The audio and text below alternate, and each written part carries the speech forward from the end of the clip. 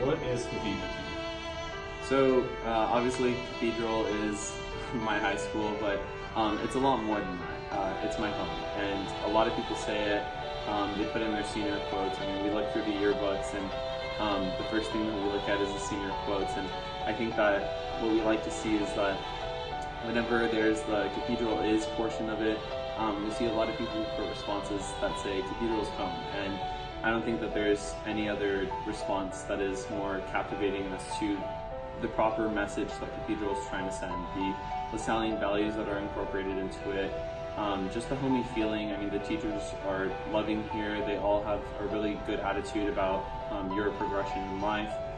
They really care about what you are and what you end up becoming, just like a parent would.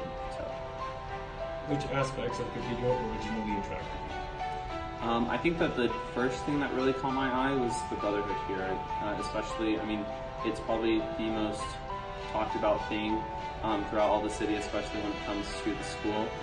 But probably one of the most unique aspects about Cathedral is that it is all guys. And the most unique thing about that is it allows everybody to develop evenly without the distraction of other people and without that constant fear or that presence of having to impress somebody else.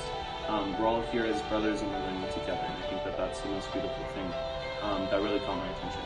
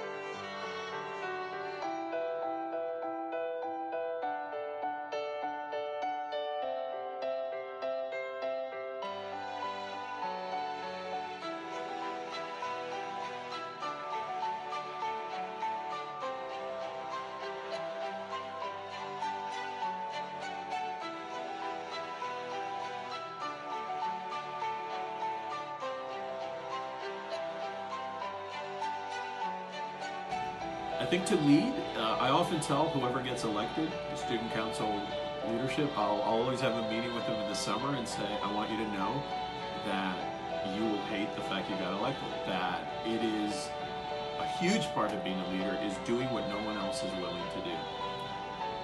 Literally, it's a crap job, and it really means often you're the first one there and you're the last one to leave, making sure that everything got done. It's you're willing to do what no one else wants to or is attracted to doing.